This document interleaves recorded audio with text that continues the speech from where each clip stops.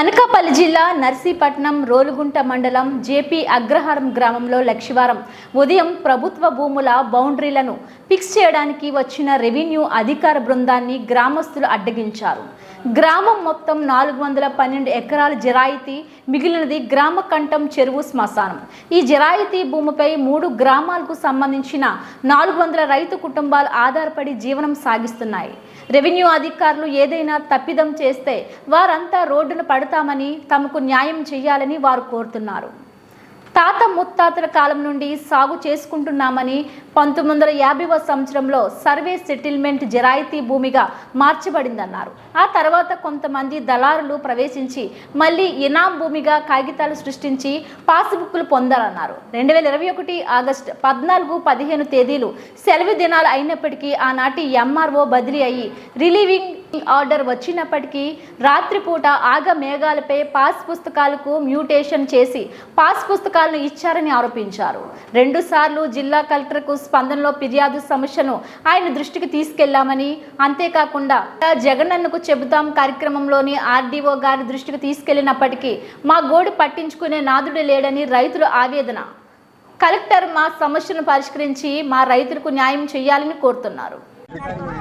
అనకాపల్లి జిల్లా రోలుగుంట మండలం జేపీ అగ్రహారం గ్రామ రైతులు మేమందరం కలిపి మాట్లాడుతున్నామండి. మా గ్రామం తాత ముత్తాతల నుండి మేమే సాగు చేసుకుని బతుకుతున్న గ్రామం ఇది. 1950లో సర్వే సెటిల్మెంట్ కమిషనర్ వారు మా గ్రామాన్ని సెటిల్ చేసి మా గ్రామ రైతులకి జరాయితీ భూమిగా మార్చబడింది. అయితే తర్వాత వచ్చేసి కొంతమంది దళారులు తప్పుడు రికార్డులు సృష్టించి దీన్ని మళ్ళీ ఇనాం భూమిగా మార్చి వాళ్ళకి కావలసినట్టుగా అధికారులను చేసుకొని వాళ్ళకేమో ఈ భూమిని పాస్బుక్లు ఇచ్చారండి.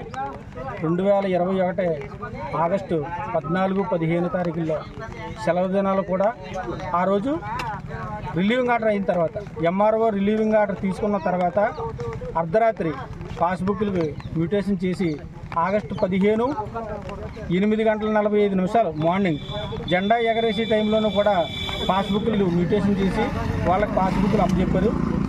ఆ కాగితం పట్టుకొని మమ్మల్ని రైతులు బెదిరిస్తూ రకరకాలుగా వీళ్ళేమో ఈ డిపార్ట్మెంట్ రెవెన్యూ డిపార్ట్మెంట్ వాళ్ళు మా గ్రామం రావడం జరుగుతుంది. అయితే కలెక్టర్ గారికి స్పందన కార్యక్రమంలో 2 సార్లు ఇచ్చాం. రోలుగుంటలో జగనన్నకు చెబుదాం కార్యక్రమంలో మా రైతులందరం కలిసి వెళ్ళి సమస్యను చెప్పాం. కానీ మేము ఎన్నిసార్లు అధికారుల దగ్గరికి వెళ్ళినా మా మాట ఎవరో వినడం లేదు.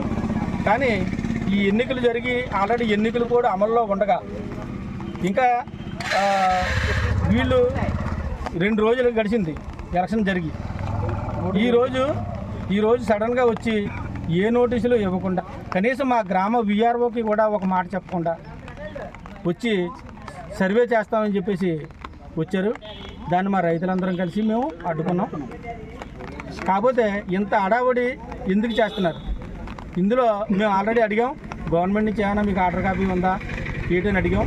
దానికైతే వాళ్ళు మాట్లాడలేదు, చెప్పారంటున్నారు. ఇందులో ఏదో తేడా జరుగుతుందని మా రైతులు భయాందోళనతో మేము చెందుతున్నాం. కనీసం మా బాధని రెవెన్యూ అధికారులైనా కలెక్టర్ గారు కానీ, జేసీ గారు కానీ, ఆర్డీఓ గారు కానీ మా సమస్యని పరిష్కరించి మా గ్రామ రైతులందరికీ పట్టదారు పాస్ పుస్తకాలు ఇప్పించాలని చెప్తున్నాం. డిఆర్ఓ గారు మన జేపీ అగ్రహారం రెవెన్యూ సెక్రటరీ.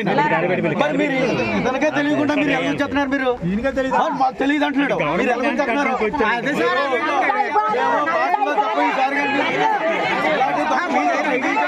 మీరు ఎవరు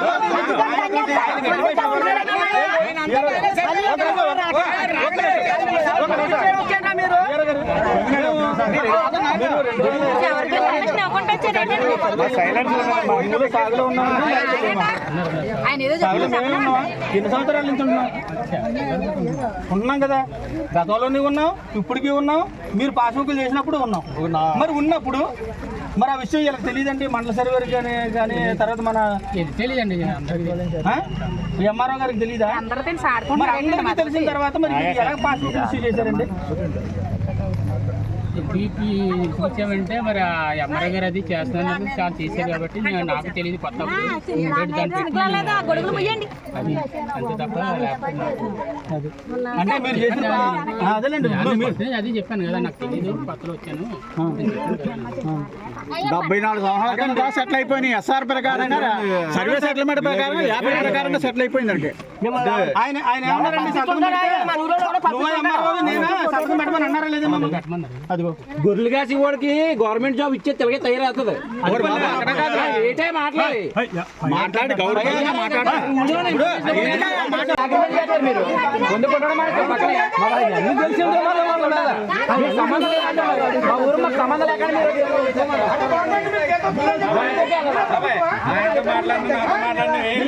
మరి ఎందుకంటే అగ్రిమెంట్ ముందు కొట్టడం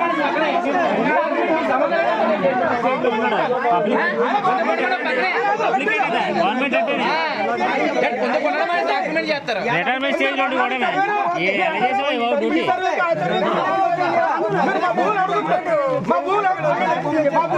చెప్పండి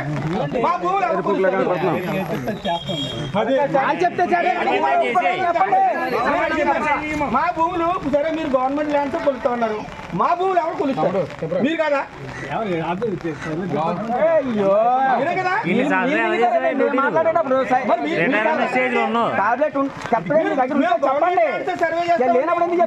సంబంధం లేదంటే మా ల్యాండ్స్ ఎవరు కొలుస్తారు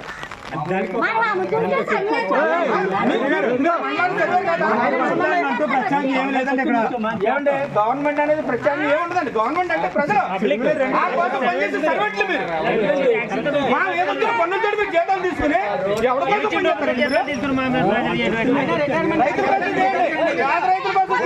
న్యాయం చేయండి మీరు ఆఫీసులో కూర్చొని అర్ధరాత్రి వచ్చేసి వాళ్ళు చెప్పారు మీరు వచ్చారు ఒప్పుకోలేదు